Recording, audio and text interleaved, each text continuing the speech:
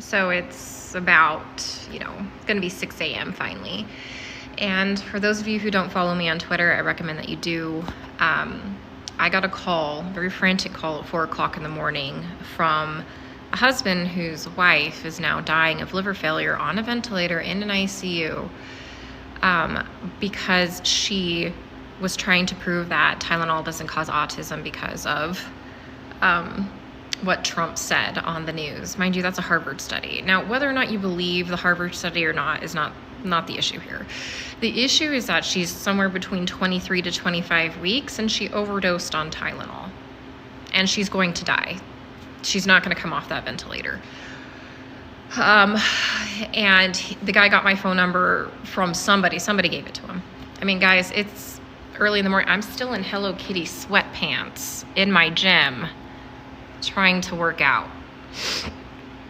And she's going to die. It's going to be, let me tell you something about Tylenol overdosing and death, is that if you aren't administered the antidote, it is a very slow and painful death, okay? Because Tylenol, as well as Benadryl and aspirin, are the three most common OTCs that people will typically try to unalive themselves with, so I don't get censored.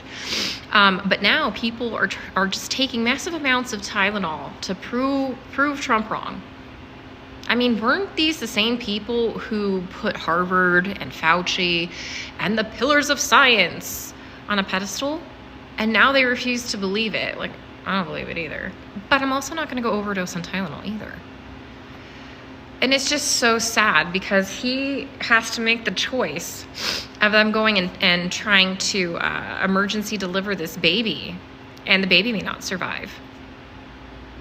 The baby's going to spend a long time in the NICU. Hopefully the baby will survive. And remember, guys, preemies have complications even if they do survive. I didn't ask him if he had more children. So, I mean, let's say this woman they had more children. They lost their mother. Baby's not going to grow up with the mom. He lost his whole life if this baby dies too. All because of TikTok challenges, guys. Everybody wants, well, not everybody, but maybe these crazy liberal women. They, literally hate Trump so bad that she killed herself and her baby, potentially. I'm just I don't even have words for this because it's such a waste of life. It's such a waste of life. This was a preventable situation. This situation didn't even have to exist. It wasn't like she woke up and was in a car accident, a freak car accident, or something fell off a building and killed her. She willfully did this herself. So I don't know. What are you guys saying? I've got to stay off TikTok because that's all the nonsense that I keep seeing right now.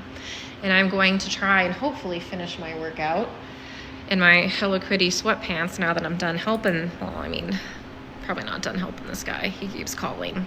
But I don't know. Pray for these people, folks. Pray for them. They need help. Yeah.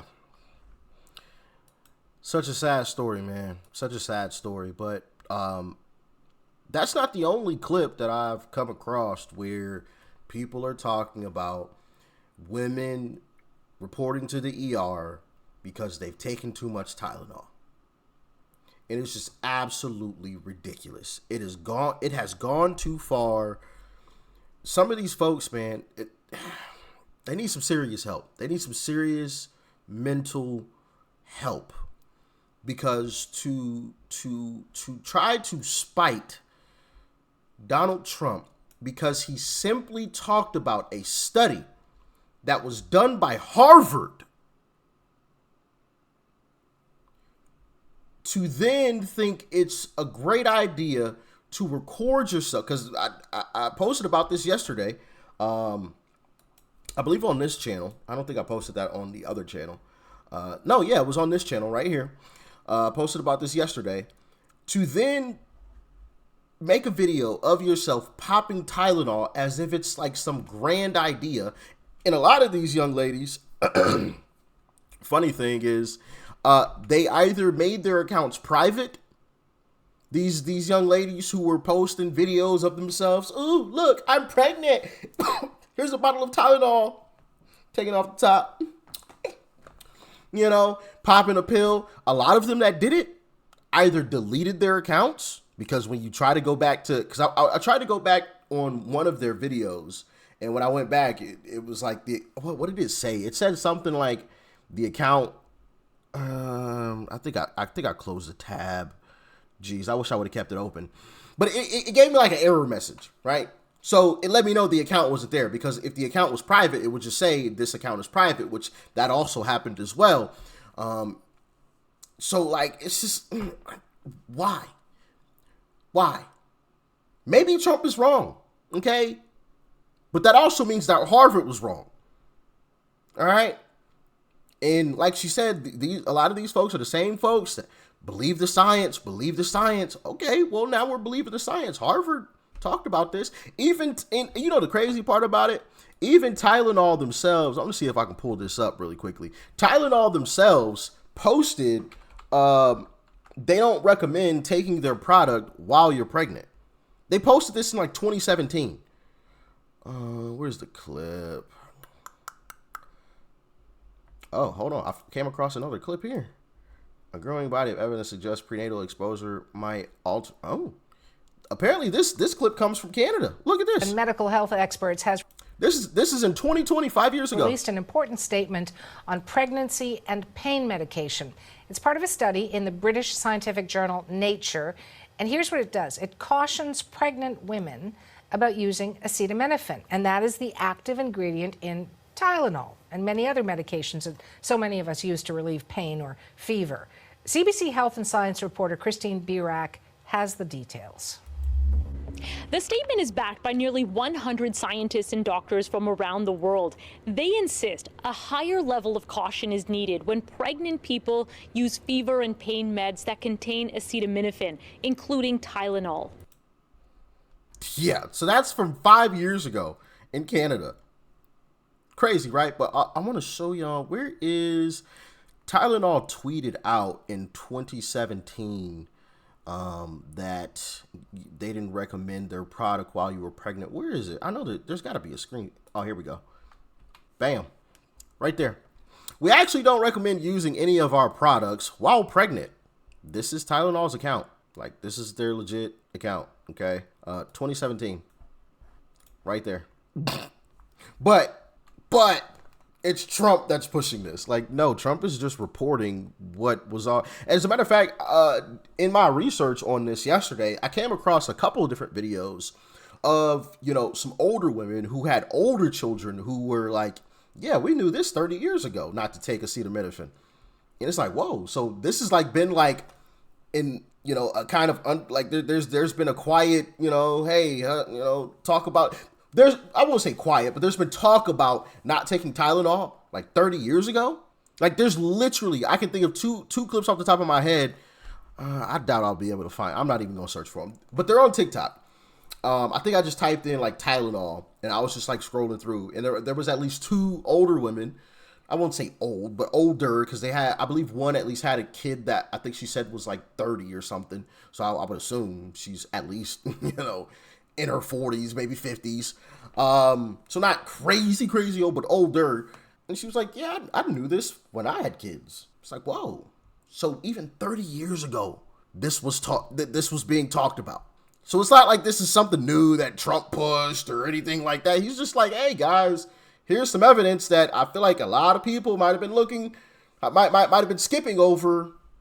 Check it out, you know? And people are just, I want to play this clip as well. Check this out.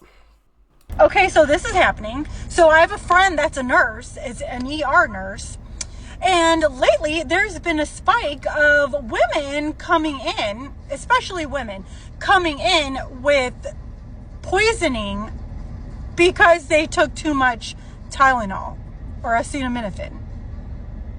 So this is actually fucking happening. I mean, are we for real right now? Yeah. So just to show y'all, that first video wasn't the only video of women talking about this. This is legitimately, unfortunately, happening. And, you know, I hope that first lady was wrong about that woman's diagnosis. I hope that she does somehow make it. and does not pass away. It did not sound good from that first lady, but I hope that God, does his work and pulls her through, as well as the baby. And we can all learn a major lesson from this, and that is to tone down the Trump derangement. Just because Trump says something doesn't mean you have to go and do something out of spite, like pop pills. That's crazy. Let's stop this. Let's stop it, and let's get some of these folks some help, man, because they seriously need it. Like, I'm not even trying to be funny. I'm not even joking. Like, seriously, there are a lot of people in this country that need some genuine mental health services. Seriously.